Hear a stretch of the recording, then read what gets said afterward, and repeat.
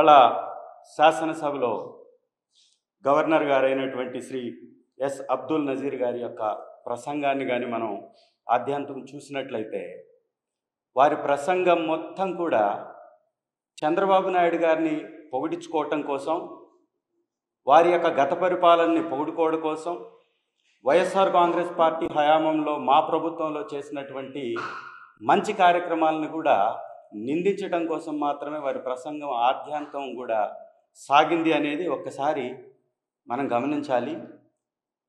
వారి యొక్క ప్రసంగం కేవలం ప్రతిపక్ష పార్టీని తిట్టడానికో, ప్రతిపక్ష పార్టీ మీద దుమ్మెత్తిపోయడానికో వారి ఆ ప్రసంగాన్ని ఉపయోగించారు తప్ప, ఈ 5 ఏళ్ల కాలంలో ఈ కూటమి ప్రభుత్వం ఈ రాష్ట్ర ప్రజల కోసం, ఈ రాష్ట్ర ప్రయోజనాల కోసం, రాష్ట్ర అభివృద్ధి కోసం ఎలాంటి చర్యలు చేపట్టబోతుందో, ఏ విధమైనటువంటి విధి విధానాలతోటి ముందుకు వెళుతుందో దాని గురించి ఎక్కడ కూడా ప్రస్తావించకపోవటం కొంత ఆశ్చర్యాన్ని కలిగించింది, విస్మయాన్ని కూడా కలిగించింది.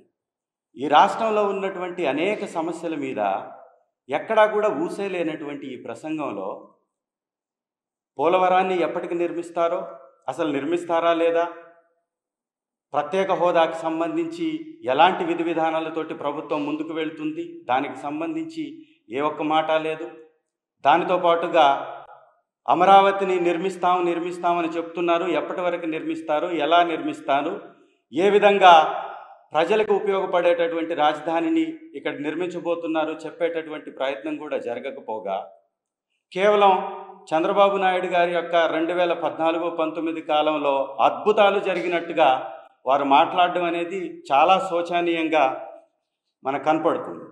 నిజంగా ఒక గవర్నర్ గారు వచ్చారు రాష్ట్రానికి, వారు ప్రసంగిస్తున్నారంటే ఈ రాష్ట్రం ఏ విధమైనటువంటి డెవలప్మెంట్ని సాధించబోతుందో వారి మాటల్లో వినాలని చాలామంది ఆశపడతారు. కానీ వారి ఆశలన్నీ కూడా గల్లంతయ్యాయి.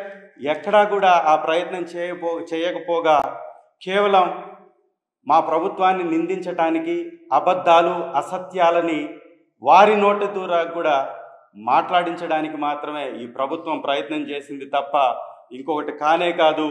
వారు ఇచ్చినటువంటి హామీల విషయంలో ఏ విధంగా ఆ హామీల్ని నెరవేర్చబోతున్నారు, ఏ విధంగా ఆ హామీల్ని ప్రజలకి ఎప్పటి నుండి ఇవ్వబోతున్నారు, వాటికి సంబంధించి ఎక్కడా కూడా ఊసేలేదు. కేవలం ఊకదంపుడు ఉపన్యాసాలు తప్ప ఇంకొకటి వారి ప్రసంగంలో కనపడకపోవడం అనేది నిజంగా ఆశ్చర్యాన్ని కలిగించింది. ఇంకొక విషయం మీద కూడా వారు దాటవేసేటటువంటి ప్రయత్నం చేశారు. సూపర్ 6 పేరుతోటి హామీలు ఇచ్చినటువంటి ప్రభుత్వం ఆ సూపర్ 6ని ఎప్పటి నుంచి అమలు పరుస్తుందో చెప్పకపోగా, వాటికి సంబంధించినటువంటి విధి విధానాల గురించి కూడా ఎక్కడ ప్రస్తావించకపోవటం ఆశ్చర్యంగా అనిపిస్తుంది. గవర్నర్ గారి ప్రసంగంలో 39వ పాయింట్ని కానీ ఒకసారి గమనిస్తే, ఈ హామీలను మొత్తాన్ని కూడా అమలు పరచడానికి ఆర్థిక పరిస్థితి బాగలేదు అనే విధంగా అర్థం వచ్చే విధంగా వారు మాట్లాడడాన్ని కానీ గమనించినట్లయితే, ఇక ఈ ప్రభుత్వం ఈ పథకాలని ఖచ్చితంగా ఇవ్వదు ప్రజలకి, ఈ పథకాల మీద దృష్టి లేదు, ఈ పథకాలు ఇవ్వకుండా దాటవేసేటటువంటి ప్రయత్నం చేస్తున్నట్టుగా కూడా మనకు చాలా స్పష్టంగా కనపడుతుంది. ఈ రాష్ట్రంలో జరుగుతున్నటువంటి హత్యాకాండ మీద కూడా ఒక్క మాట మాట్లాడకపోవడం కూడా ఒకంత ఆశ్చర్యాన్ని కూడా కలిగించింది. వనరుల గురించి కానీ లేకపోతే ఇంకొక విషయం మీద కూడా ఎక్కడా కూడా వారు మాట్లాడకపోవడం కూడా చాలా దుర్మార్గంగా ఈ యొక్క ప్రసంగం మొత్తం సాగింది అనేది వాస్తవం. ఈ రాష్ట్రంలో వైఎస్ఆర్ కాంగ్రెస్ పార్టీ తీసుకొచ్చినటువంటి అనేక గొప్ప పథకాలని ఎలక్షన్ సమయంలో ఈ ప్రభుత్వం అడ్డుకుంది. దానికి సంబంధించి కూడా ఎక్కడా కూడా ఆ పథకాలను ఇచ్చేటటువంటి ప్రయత్నం చేయలేదు. 2014 నుంచి 19 వరకు చంద్రబాబు నాయుడు గారు దిగిపోతున్నటువంటి కాలంలో వారు దిగిపోయినప్పుడు రాష్ట్రంలో కేవలం 100 కోట్ల బడ్జెటే ఉంటే, ఈరోజు మా ప్రభుత్వం దిగిపోయే కాలానికి దాదాపు 7,000 కోట్లు ఈ యొక్క ఖాతాలో ఉంది, ప్రభుత్వ ఖజానాలో ఉంది. అంటే ఇవ్వాల్సినటువంటి పథకాలకు కావాల్సినటువంటి డబ్బు ఆల్రెడీ ఉంది. అయినా కూడా ప్రభుత్వం 9,000 కోట్లు ఆర్బీఐ దగ్గర నుంచి అప్పులు తీసుకొచ్చింది. దాదాపు ఈ ధాన్యం కొనుగోలు కోసం 3,200 కోట్లు అప్పు చేయడానికి మళ్ళీ క్యాబినెట్ పర్మిషన్ ఇచ్చింది, మరొక 2,000 కోట్ల రూపాయలకు సంబంధించి కూడా క్యాబినెట్ పర్మిషన్ ఇచ్చింది. అంటే దాదాపు 14,200 కోట్లు అప్పు చేయడానికి మాత్రం ఈ ప్రభుత్వానికి ఈ 30 రోజుల సమయంలో వారికి దాని మీద ఉన్నటువంటి శ్రద్ధ, దానికోసం వారు ప్రయత్నం చేయడం కానీ, వారు దాన్ని సాధించటానికి వారు చేసినటువంటి చర్యలు కానీ ఈ రాష్ట్రంలో నెలకొన్నటువంటి హత్యాకాండని ఆపడానికి మాత్రం ప్రయత్నం చేయలేదు. అప్పుల ఆంధ్రాగా ఈ రాష్ట్రాన్ని మార్చివేశారని గత మా ప్రభుత్వాన్ని నిందించినటువంటి గవర్నర్ గారు ఈ కేవలం 30 రోజుల కాలంలో 14,200 కోట్ల రూపాయల అప్పు ఎందుకు చేశారు అనేది మాట్లాడకపోవడం కూడా ఇది ఒక దుర్మార్గం. అంటే ఒక రోజుకి దాదాపు 450 కోట్ల పైచిలుకు అప్పు చేసినటువంటి ప్రభుత్వాన్ని కనీసం దాని గురించి ప్రస్తావించకపోవటం కూడా గవర్నర్ గారి ప్రసంగంలో మనం గమనించవచ్చు. అంటే చంద్రబాబు నాయుడు గారు అధికారంలోకి వచ్చారు కాబట్టి చంద్రబాబు నాయుడు గారు ఏది రాసిస్తే అది చదివినట్టుగానే ఉంది తప్ప ఈ రాష్ట్రం కోసం, రాష్ట్ర ప్రజల కోసం వారి ప్రసంగంలో ఏ కొంచెం కూడా మంచి జరిగేటటువంటి ఆలోచన కనపడలేదనేది కూడా వాస్తవం. ధ్వంసం చేశారు అని కూడా వారు మాట్లాడారు. 2019 నుంచి 24 వరకు ఈ రాష్ట్ర ఖజానాకి ఏదో అన్యాయం జరిగినట్టుగా వారు మాట్లాడారు. సార్ గవర్నర్ గారు, మీరు దాదాపుగా 2019, 2004 మధ్య సంవత్సరంలో చంద్రబాబు నాయుడు గారి పరిపాలనలో 54 ప్రభుత్వ రంగ సంస్థలు ప్రైవేటీకరించబడ్డాయి.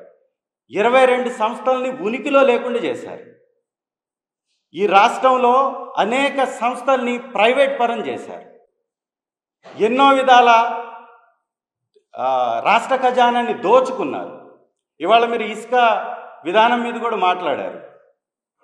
చంద్రబాబు నాయుడు గారి పరిపాలనా సమయంలో 100 కోట్ల పెనాల్టీ గ్రీన్ ట్రిబ్యునల్ వేసింది ఇసుకను దోచుకున్నటువంటి దాని మీద.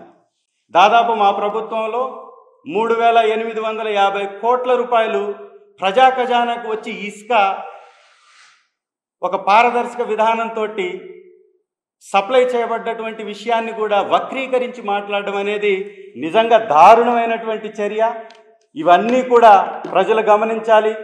గవర్నర్ గారి ప్రసంగం ముగిస్తూ కూడా వారు స్వామి వివేకానంద గారి మాటలతోటి ముగించారు. నిజంగా వివేకానంద గారు చెప్పినటువంటి మాటల్ని ఒకసారి అర్థం చేసుకోండి.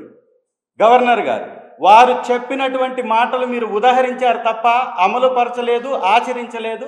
ఇది మీరొక్కసారి దీన్ని కూడా మీరు తిరిగి చూసుకోవాలని మీకు సెలవిస్తూ, షర్మిలమ్మ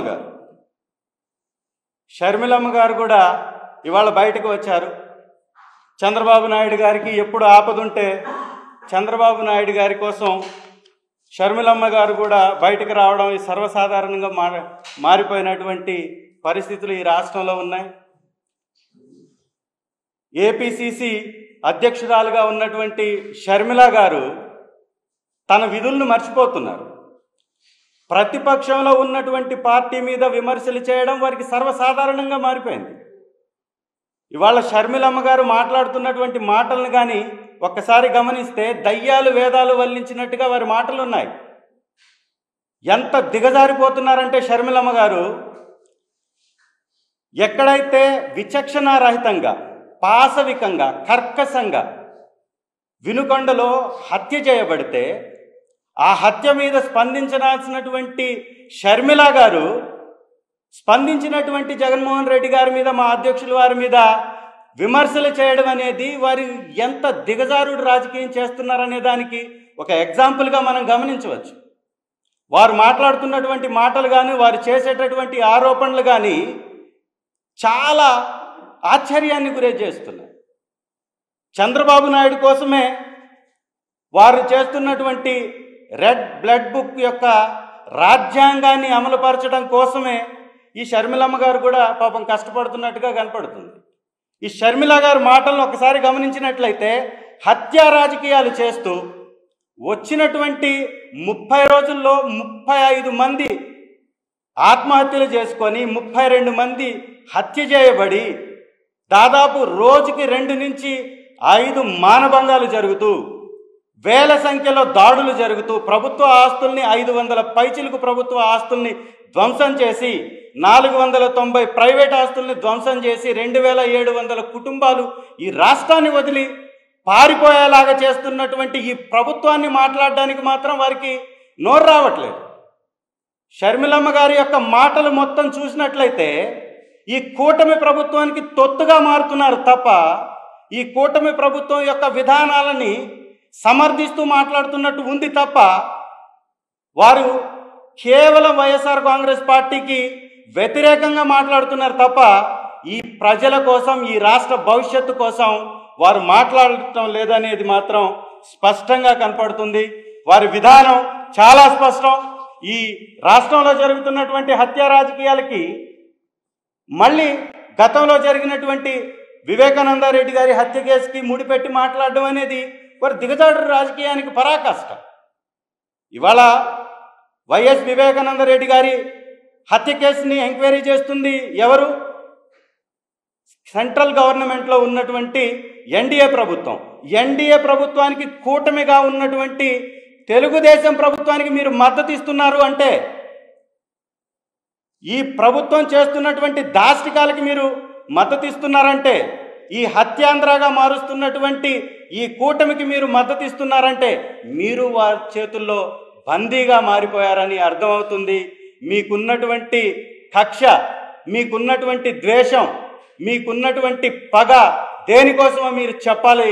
షర్మిలమ్మ గారు, మీరు మీ మాటలు, మీరు తెలుగుదేశం పార్టీకి తోక పార్టీలాగా కాంగ్రెస్ని మారుస్తున్నట్టుగానే కనపడుతున్నాయి తప్ప ఈ రాష్ట్ర ప్రజల కోసం కాదు అనేది మాత్రం స్పష్టంగా అర్థమవుతుంది.